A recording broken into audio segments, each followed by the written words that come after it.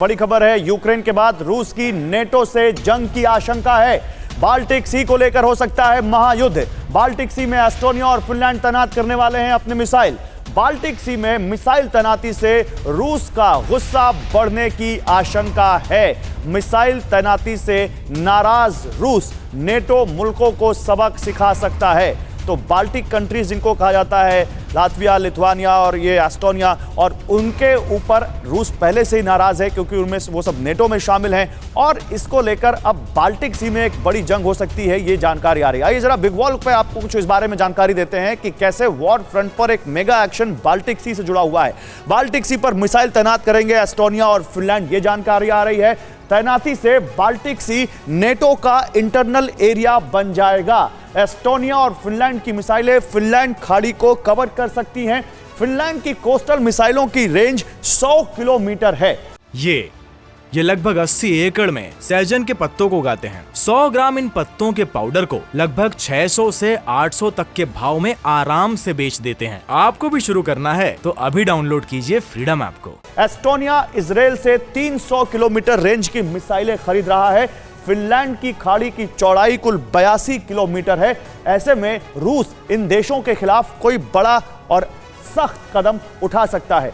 मेरा सवाल यहां पर है जनरल चतुर्वेदी, आप नेटो की बात करते हैं, नेटो में आप एस्टोनिया को देख सकते हैं, लेकिन फिनलैंड तो नेटो का मेंबर है नहीं, फिर ये बाल्टिक सी में नई लड़ाई कैसे शुरू हो रही है?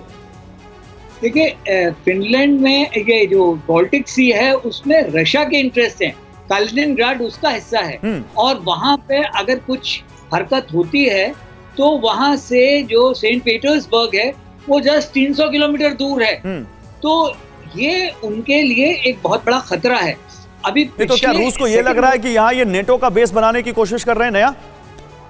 यस, इसमें कोई शक नहीं है। हाँ। क्योंकि आप देखिए, फिनलैंड ने ऑलरेडी नेटो के लिए अप्लाई कर रखा है और एस्टोनिया, लातविया एंड लिथुआनिया ये ऑलरेडी नेटो को मेंबर्स बन चुके हैं। तो ये जो है बहुत ही छोटे छोटे रिपब्लिक है, तीनों बाल्टिक रिपब्लिक जो है, लिथुआनिया, एस्टोनिया, लातविया। लेकिन नेटो की प्रेजेंस से ये बहुत रशिया के लिए खतरा हो सकता है। अच्छा, इसमें एक हम लोगों को बहुत जो ध्यान से देने वाली बात है, ये पूरा का पूरा इंजीनियर्ड है मेरे हिसाब से। अच्छा, अमेरिका इसमें कोई कुछ नहीं, वो अपना क्वाइटली लोगों को हथियार दिए जा रहा है। ये बड़ी अच्छी इंटरेस्टिंग खबर कही आपने, ये बात कही है, इस पर मैं दिखाऊंगा। बड़ा आपने जो कहा बिल्कुल इसी लाइन पर कि कैसे हथियार बेचने वाली कंपनियों को पिछले कुछ सालों में युद्ध की वजह से बड़ा फायदा हुआ है।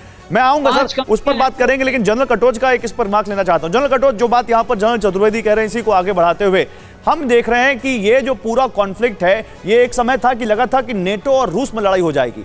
पिछले कुछ दिनों में ईज ऑफ हुआ है, डोनेट्स्क और लुहांस्क में ये लड़ाई सिमटी है, लेकिन क्या फिर से अब उस दायरे से बाहर निकल रही है? नहीं, मुझे नहीं लगता है कि ये बाल्टिक्स में जरूर टेंशन बढ़ रहे हैं, लेकिन इसको ये उस कदर तक नहीं जाएंगे कि यहाँ पर युद्ध शुरू हो जाएगा। रूस को भी मालूम है कि एक बार अगर नेटो बीच में आ गया तो रूस को बहुत नुकसान होगा। बेशक नेटो को भी नुकसान होगा, लेकिन रूस को मालूम है कि क्योंकि ये सभी नेटो देश जो हैं वो ट्रीटी के साथ जुड़े हुए हैं, उन सबको एक साथ आना पड़ेगा और अमेरिका के बीच में आ जाएगा। तो रूस उस रास्ते पे नहीं आएगा। तो क्या हो रहा है, ये अगर यहाँ पे मिसाइलें फिनलैंड और एस्टोनिया तैनात करेंगे तो क्या होगा? नहीं, वो टेंशन उधर चलते रहेंगे, लेकिन वो उस हद तक नहीं जाएगा कि यहाँ पर युद्ध शुरू होने की बात है।